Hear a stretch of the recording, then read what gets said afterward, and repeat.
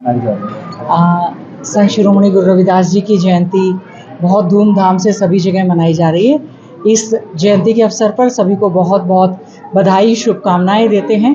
इसी प्रकार से सभी जगह जिस प्रकार से उत्साह से मनाई जा रही है, क्योंकि संत महात्मा किसी भी जात बिरादरी के नहीं होते। बड़े ही अच्छी बात है कि कई दिनों से गुरु रविदास जयंती मनाई जा रही है। आज यहाँ पर आने का सौभाग्य प्राप्त हुआ है। संत शिरोमणि गुरु रविदास जी के चरणों में नमन किया है और उनसे यही आशीर्वाद चाहते हैं कि सुख शांति समृद्धि पूरे क्षेत्र में बनी रहे और जो शिक्षाएं उन्होंने अपने समय में दी थी आज उतनी ही प्रासंगिक वो हैं कि कोई व्यक्ति जन्म से ऊंच या नीच नहीं होता, अपने कर्मों से होता है। उस समय भी उन्होंने नारी शिक्षा की बात कही, उस समय भी कुरीतियों को ख़त्म करने की बात कही। तो हमें उनके दिखाए हुए मार्ग पर ज़रूर चलना चाहिए। लगातार हरियाणा के मुख्यमंत्री और अनिल विज के अनबन चली हुई है, उनको भी नोटिस दिया गया, अनिल विज को जवाब मांगा गया। अब देख लीजिए, ऐसा है कि भारतीय जनता पार्टी की सरकार बन गई और पहले भी उनकी सरकार थी, लेकिन बिल्कुल भी कोऑर्डिनेशन किसी भी प्रकार से मुख्यमंत्री जी और उनके मंत्रियों के बीच नहीं है।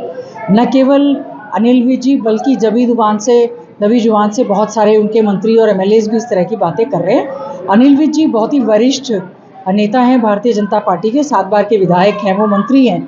जब वो कोई बात कह रहे हैं तो हो सकता है इसके कोई मायने होंगे। बीजेपी का इंटरनल मामला है, लेकिन ये पता चलता है कि बीजेपी में सब कुछ ठीक ठाक नहीं चल रहा। कल वक्फ बोर्ड का बिल पास होना है, क्या कहना है? और देखिए, वक्फ बोर्ड के बिल पर एक स्टैंडिंग कमेटी जो है जेपीसी कमेटी का गठन किया गया था, उसकी मीटिंग्स हुई हैं और वो रिपोर्ट उनकी सबमिट हुई होगी। उसी प्रकार से मैं समझती हूँ लोकसभा में इसके ऊपर पूरी चर्चा होगी। निकाय चुनाव इस समय जो है 8 म्यूनिसिपल कॉरपोरेशन के चुनाव हैं, 4 म्यूनिसिपल काउंसिल के चुनाव हैं, करीबन 20 के करीब जो है कमेटी के चुनाव हैं।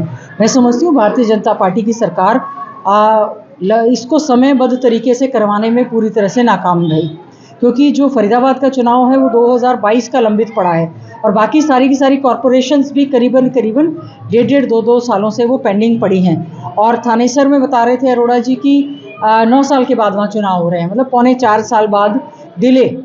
तो अब सरकार ने जो है निकाय चुनाव की घोषणा की है। कांग्रेस पार्टी जो है म्यूनिसिपल कॉरपोरेशन के मेयर का चुनाव और पार्षदों का चुनाव सिंबल पर लड़ेगी और म्यूनिसिपल काउंसिल के जो चेयरमैन हैं उनका चुनाव भी सिंबल पर लड़ेगी। और जहां जिस एरिया में जो नेता या हमारे साथी चाहते हैं कि वो पार्षदों का चुनाव भी सिंबल पर लड़े, तो वो जो कमेटी कॉन्स्टिट्यूट की है उनसे अपनी बात कह के वो भी चुनाव लड़ा जा सकता है। एक घोषणा पत्र के लिए एक जिम्मेवारी मिली है कि म्यूनिसिपल कॉरपोरेशन जो निकाय के चुनाव हैं उनके लिए घोषणा पत्र हम लोग तैयार कर रहे हैं। उसकी प्रक्रिया हमारी जारी है, क्योंकि जिस प्रकार से भ्रष्टाचार का बोलबाला नगर पालिका नगर परिषदों में हर जगह रहा है, अमृत योजना का करोड़ों रुपए के घोटाले घपले की बात बीजेपी के नेता स्वयं कहते रहे रोहतक में, और बहुत बड़ा घोटाला फरीदाबाद कॉरपोरेशन में आया जिसकी जांच चल रही है। बहुत बड़ा कूड़े को लेकर घोटाला जो सामने आया उसमें वहाँ के मौजूदा सांसद और केंद्र में मंत्री भारतीय जनता पार्टी के वो स्वयं भी प्रश्न चिन्ह लगा चुके हैं। तो मैं समझती हूँ भ्रष्टाचार से लिप्त ये भारतीय जनता पार्टी की जो है कॉरपोरेशन और काउंसिल की जो सरकारें रही हैं, इसलिए हम उम्मीद करेंगे कांग्रेस पार्टी बहुत मजबूती के साथ अपने एजेंडा के साथ लोगों के बीच में जाएगी। और हमने कहा है बहुत सारे, चाहे वो कूड़े की समस्या है, सॉलिड वेस्ट मैनेजमेंट की है, आवारा बेसहारा पशुओं की है, लाइट्स की है, पीने के पानी की है, सीवरेज की है, लॉ एंड ऑर्डर के तहत सीसीटीवी कैमरा लगाए जाने की बात है। इस तरह के तमाम मुद्दे रहेंगे। उम्मीद करेंगे आने वाले समय में अच्छा चुनाव लड़ेंगे। बीजेपी के नेता तो ये कह रहे हैं कि हमें जीतेंगे चुनाव में, हमारी सरकार में। आपस में तो डंडा बजा हुआ है, लेकिन कॉन्फिडेंट रहते हैं। यही कारण है कि स्टेट इलेक्शन कमिश्नर को हमने एक कांग्रेस पार्टी का डेलीगेशन अध्यक्ष जी की अध्यक्षता में उनसे मिला था। हमने ये कहा था कि ईवीएम से हम लोगों का विश्वास उठ गया है, क्योंकि बहुत सारे मामले सुप्रीम कोर्ट में लंबित हैं, स्टेट इलेक्शन कमीशन में, नेशनल इलेक्शन कमीशन में ये मामले लंबित पड़े हैं। इसीलिए जो निकाय के चुनाव उत्तराखंड में बैलेट पेपर पर हुए हैं, हम ये चाहते हैं कि ये चुनाव जो है हरियाणा में भी बैलेट पेपर पर हो।